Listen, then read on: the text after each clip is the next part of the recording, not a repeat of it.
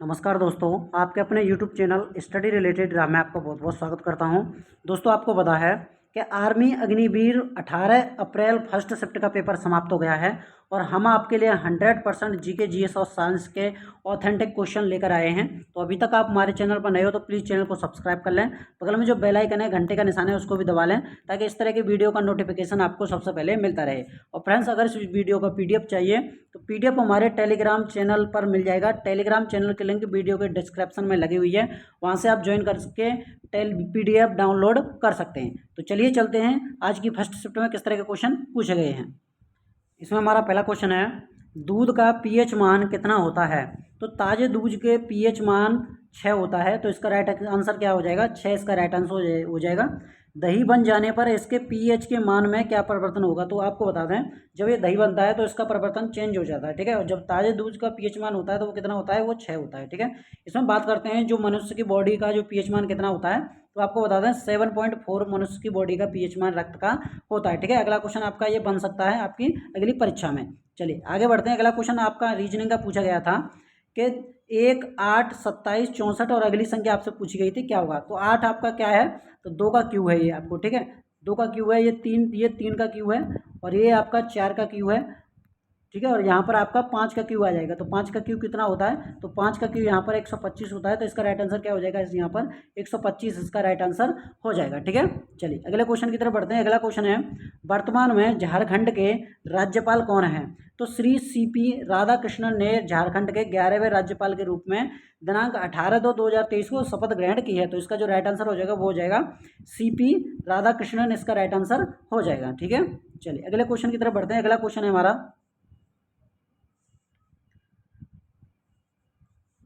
अगला क्वेश्चन आपका मैथ का था कि 350 का 8% की वार्षिक दर से 3 वर्ष का साधारण ब्याज क्या है? तो ऐसा ही पूछा था इसमें। तो क्या इसमें जो आपका सूत्र लग जाएगा वो हो जाएगा आपका पी इंटू 100 हो जाएगा। ये आपका SI का है, ठीक है, साधारण ब्याज का सूत्र है। तो इसमें लगा दीजिए, P कितना है? 350। R रेट कितनी दे रखी है हमारे काजे? तो 8% दे रखी है। और टाइम कितना दे रखा है? तो 3 वर्ष यहाँ पर दे रखा है। और अपॉन में कितना कर देंगे? यहाँ पर 100 कर देंगे। 0 से 0 कट जाएगा। यहाँ पर 5 सत्ते 35 और 5 दूनी 10, ठीक है। 2 से ये 8 कट जाएगा 4 बार और 7 चौके 28। तो यहाँ पर हो जाएगा ये 7 × 4 × 3 हो जाएगा यहाँ पर। तो यहाँ हो जाएगा 7 चौके 28 और 3 यहाँ पर 8 × 24, ठीक है। 2 हासिल, 3 दूनी 6 और 2 8 यहाँ पर। तो इसका राइट आंसर क्या हो जाएगा? 84 इसका राइट आंसर हो जाएगा, ठीक है। चलिए अगले क्वेश्चन की तरफ बढ़ते हैं। अगला क्वेश्चन पूछा गया था, MP का फुल फॉर्म क्या होता है? तो MP का फुल फॉर्म होता है मेंबर ऑफ पार्लियामेंट, इसका राइट आंसर हो जाएगा, ठीक है। चलिए अगले क्वेश्चन की तरफ बढ़ते हैं। अगला क्वेश्चन है हमारा, टार्टरिक अम्ल किसमें पाया जाता है? तो टार्टरिक अम्ल एक कार्बनिक अम्ल है जो सफ़ेद क्रिस्टलीय होता है। यह प्राकृतिक रूप से अनेकों फलों जैसे अंगूर, केला, इमली इत्यादि में पाया जाता है। इनमें से अगर कोई भी आपका ऑप्शन दिया होगा वही आपका राइट आंसर हो जाएगा। चलिए अगले क्वेश्चन की तरफ बढ़ते हैं। अगला क्वेश्चन दिया गया था हमारा, हमारे शरीर की सबसे बड़ी ग्रंथि कौन सी है? तो यकृत हमारे शरीर की सबसे बड़ी ग्रंथि है। और सबसे छोटी ग्रंथि की बात करें हम तो पीनियल ग्रंथि मानव शरीर की सबसे छोटी ग्रंथि है, ठीक है। चलिए अगला क्वेश्चन है, वर्तमान में CDS के चीफ कौन है? तो CDS चीफ जो वर्तमान में हैं वो हैं आपके retired lieutenant general Anil Chauhan, Bharat के नए CDS बने हैं। तो इसका क्या आंसर हो जाएगा? अनिल चौहान इसका राइट आंसर हो जाएगा। तो ये क्वेश्चन थे आपके जो आपके 18 अप्रैल फर्स्ट शिफ्ट में पूछे गए थे, ठीक है। चलिए अगले क्वेश्चन की तरफ बढ़ते हैं। अगला क्वेश्चन है, व्यंजक में कौन सा अम्ल पाया जाता है? तो व्यंजक चूर्ण में मौजूद व्यंजक क्लोरीन होता है। व्यंजक चूर्ण कैल्शियम ऑक्सीक्लोराइड CaOCl2 जो क्लोरीन की तेज गंध वाला पीला सफ़ेद चूर्ण होता है। तो इसका राइट आंसर क्या हो जाएगा? तो इसमें क्या पाया जाता है? इसमें क्लोरीन होता है। चलिए अगले क्वेश्चन की तरफ बढ़ते हैं। अगला क्वेश्चन पूछा गया था, इसरो का मुख्यालय कहाँ पर है? तो आपको बता दें जो इसरो का जो मुख्यालय है वो कहाँ पर है? वो आपका बेंगलुरु है। इसमें बात करें DRDO की, DRDO का जो मुख्यालय आपको बता दें तो वो कहाँ पर है? ये आपका नई दिल्ली में स्थित है। और इसकी जो स्थापना की गई थी DRDO की, तो 1958 में DRDO की स्थापना की गई थी। ये क्वेश्चन अगली शिफ्ट में आपसे पूछा जा सकता है, इस पर आप जरूर ध्यान में रखना। चलिए अगले क्वेश्चन की तरफ बढ़ते हैं। अगला क्वेश्चन पूछा गया था, लोथल स्थल किस राज्य में स्थित है? तो लोथल गुजराती प्राचीन सिंधु घाटी सभ्यता के शहरों में से एक बहुत ही महत्वपूर्ण बंदरगाह शहर है। लगभग 2400 ईसा पूर्व पुराना यह शहर भारत के राज्य गुजरात के भाल क्षेत्र में स्थित है। इसकी खोज सन 1954 में हुई थी। अगर आपसे अगला क्वेश्चन पूछ लिया जाए कि लोथल की खोज कब की गई थी, तो 1954 में की गई थी। अगर और ये आपका कहाँ पर स्थित है, तो ये आपका गुजरात राज्य में स्थित है। चलिए अगले क्वेश्चन की तरफ बढ़ते हैं। अगला क्वेश्चन हमारा, महिला विश्व कप 2023 का आयोजन कहाँ पर होगा, तो ये आप देख लीजिएगा किसके बारे में पूछा गया था। देखिए क्रिकेट के बारे में हम आपको बता दें तो 2023 आईसीसी महिला टी20 विश्व कप, आईसीसी महिला टी20 विश्व कप में टूर्नामेंट का 8वां संस्करण होगा। अगर आपसे पूछ लिया कौन सा संस्करण है, तो 8वां संस्करण है ये, ठीक है। यह दक्षिण अफ्रीका में आयोजित होने वाला है। कहाँ पर? दक्षिण अफ्रीका, साउथ अफ्रीका में आयोजित होने वाला है। ऑस्ट्रेलिया गत विजेता है। कौन है? ऑस्ट्रेलिया इसकी गत विजेता है, ठीक है। चलिए अगला क्वेश्चन है, इंडिका पुस्तक के लेखक कौन हैं? तो इंडिका पुस्तक की बात करें तो मेगास्थनीज हैं, और वो किसके शासन मतलब कालीन थे, तो मौर्य शासन कालीन थे ये, ठीक है। चलिए अगले क्वेश्चन की तरफ बढ़ते हैं। अगला क्वेश्चन पूछा गया है, 1920 के आंदोलन के समय वायसराय कौन थे? तो असहयोग आंदोलन शुरू होने के समय भारत के वायसराय लॉर्ड चेम्सफोर्ड थे।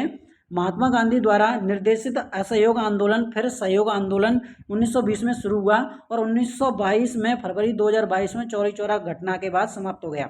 अगर आपसे पूछ लिया गया तो 1920 में कौन सा आंदोलन शुरू हुआ था, तो इसका राइट आंसर हो जाएगा असहयोग आंदोलन, और 1922 में चौरी चौरा कांड हुआ था, ठीक है। चलिए अगले क्वेश्चन की तरफ बढ़ते हैं। अगला क्वेश्चन दिया गया है, नाथुला दर्रा किस राज्य में स्थित है? तो नाथुला हिमालय का एक पहाड़ी दर्रा है जो भारत के सिक्किम राज्य और दक्षिण तिब्बत में चुंबी घाटी को जोड़ता है।